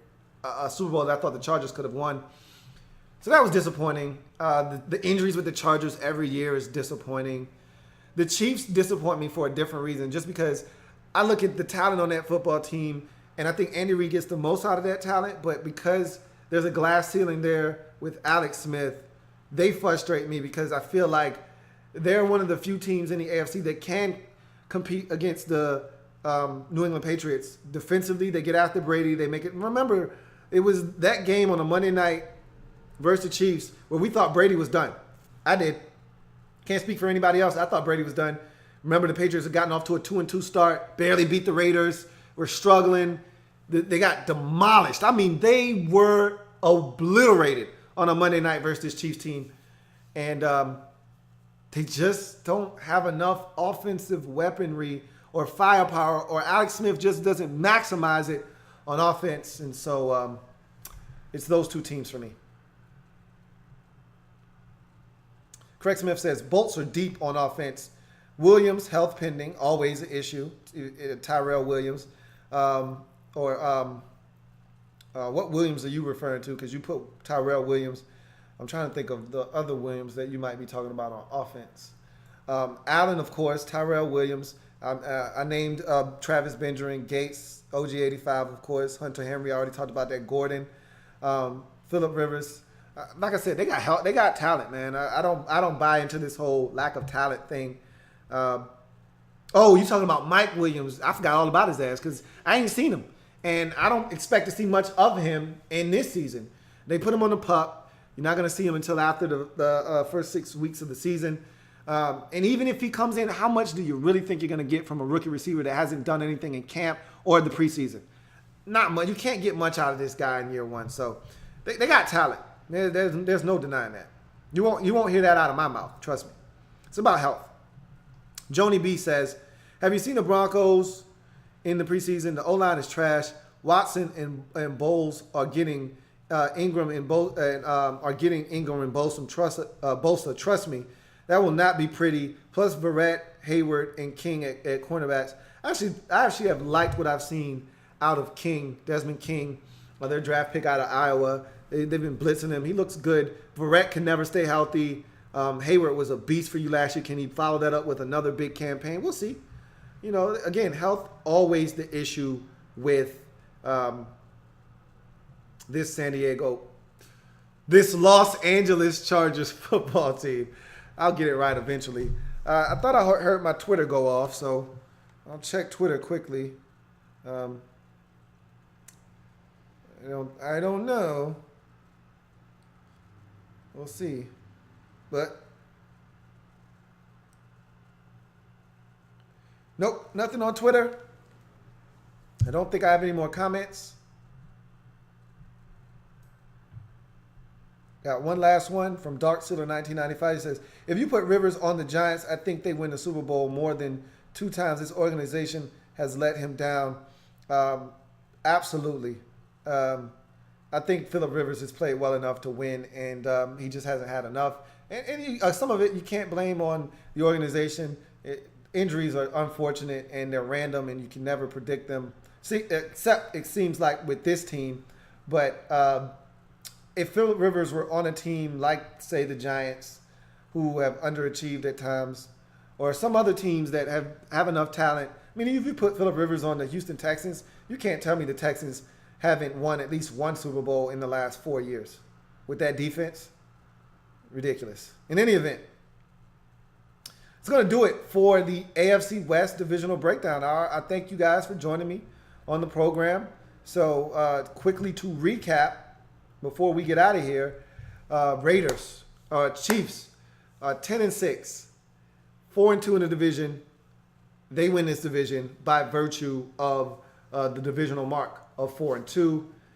Raiders finished at 9-7, 3-3 in the division. Broncos finished 10-6, but they finished 3-3 in the division as well. And the Chargers finish at 3-3 in the division and 9-7 overall, as the Chiefs repeat in this division as division champs. This division could definitely go one of 4 ways. Any of these teams, I think, are capable of winning this division. Health, obviously, the way the ball bounces, obviously, are going to play huge parts and roles in how these teams' records shape up. But I will tell you that this division isn't as big a discrepancy between first and fourth place as some may think. I think the Chargers have a shot. I think the Raiders can be an 11-win team if the ball bounces their way and they stay healthy. Chiefs could win 11 games. Chiefs could win 9 games. Anything's possible in the AFC West, as we saw a season ago. So that's going to do it for the AFC West breakdown. I thank you guys for joining me. If it happens in the National Football League, whether big or small, we cover it all here on the Louie Tee Network. Come back and join me as I continue to break down anything and everything in the National Football League. Come back tomorrow when I'll have the final 2 divisions to break down for you. NFC West, AFC South. I expect it to be a very sparse crowd, as the AFC South generally doesn't bring a lot of viewers. And that's one of the worst divisions in football, if not the worst division. But we'll see. Maybe we'll have a turnout. But the NFC West should be very interesting. We'll see if some teams have bounce back years. We'll see if Seattle can stay on top. But that's for tomorrow. I thank you for joining me today. Remember, like the video, share the video, and most importantly, subscribe to the Louie Tee Network for more great content. If you haven't already done so, follow me on Twitter at @InTheLabRoom if you haven't already done so as well. I'll see you next time. Thanks for joining me. I'm your man, Louie Tee, signing off. See you tomorrow. Have a good one.